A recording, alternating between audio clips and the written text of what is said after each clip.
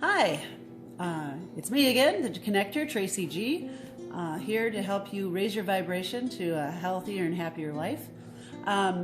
Today we're going to talk about graduating. You graduated, yay! But now what? The main reason I want to talk to you about this today is I know that there are some people out there who are going through this. I remember going through it myself and feeling a bit panicked about the whole situation. Now, I hope you do have like a brother or a sister, mom, a dad, aunt, uncle that you can talk to. But if you don't, here I am. I'm going to try to help you myself. So anyway, number one thing I want you to do, we're going to do 3 or 4 things, okay? Number one is not panic, okay? I remember that feeling very clearly, that I'm supposed to move on to the next step. I've had my whole life planned out for me up till now. So now what am I supposed to do? You know, there's a lot of pressure. People ask you that all the time. So what are you doing now? You know, don't feel like you need to make that choice right now. Okay. You know, don't feel like you have to move into your next step of life right away. Like if you went to school to be a doctor, don't feel like you have to go and find a residency and kick right back into, you know, now getting a job, the big career job and all that. Now, if you want to, go ahead, but I'm going to ask you to do this second step first, okay? Number 2, give yourself some time. Give yourself a little buffer period. You know, you just went through 4 years of a lot of stress, okay? So you need to make sure that you take the time to just find out who you are now, okay? And decide how long that buffer period should be. If you graduate in May, maybe take the summer. If you know, or maybe take 6 months, maybe take a year. You know, if you want to do some traveling, this is when you would want to do it. It's one of those ironic things that people say, you know, oh, I don't have any money.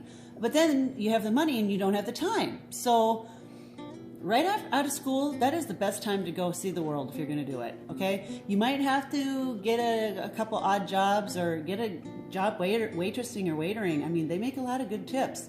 Maybe at a high-end restaurant or something, or be a CNA, work, you know, you can get something like that in a couple weeks if you are in the healthcare field.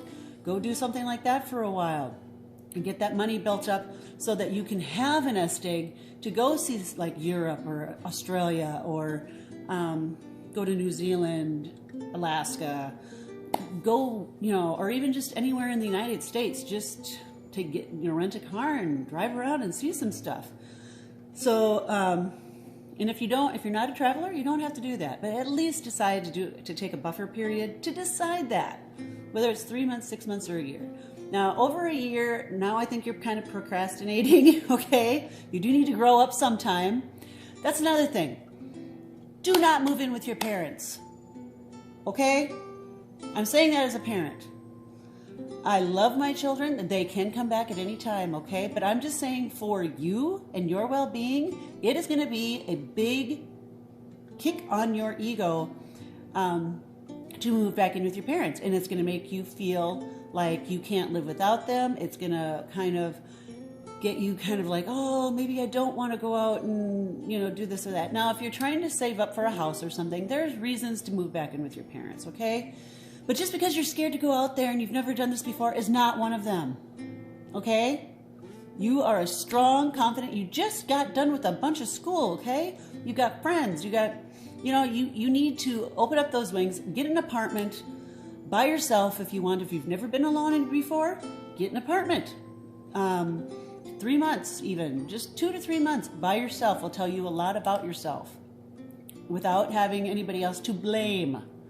Oh, my roommate's a messy person. Well, maybe you are too, but they just are a little more messier than you. So anyway, so that would be my second thing is, okay, make a buffer.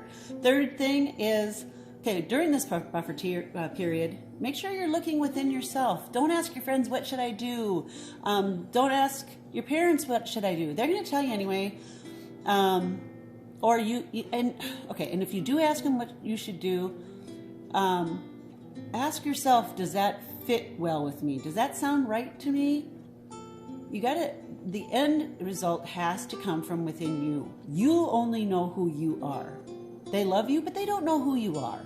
Okay? You only know who you are. So maybe meditate some more. Sit quietly even and just be in nature for a bit and ask yourself some basic questions like, what makes me happy? Am I happy when I'm alone? Am I happier when I'm with people?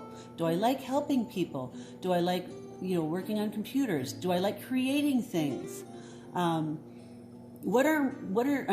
I like cars? Do I like working mechanically with my hands, or would I rather work with my mind? Those are some basic things that can help you figure out what you're doing. Hopefully you want to do something in the realm of what you went to school for, but that's not always the case. So I'm not judging you on that. I'm just saying, make sure you are thinking about what makes you happy. And in the end, this is very important, don't make any long-term decisions based out of fear or guilt. I'm going to say that again. Don't make any long-term decisions based out of fear or guilt.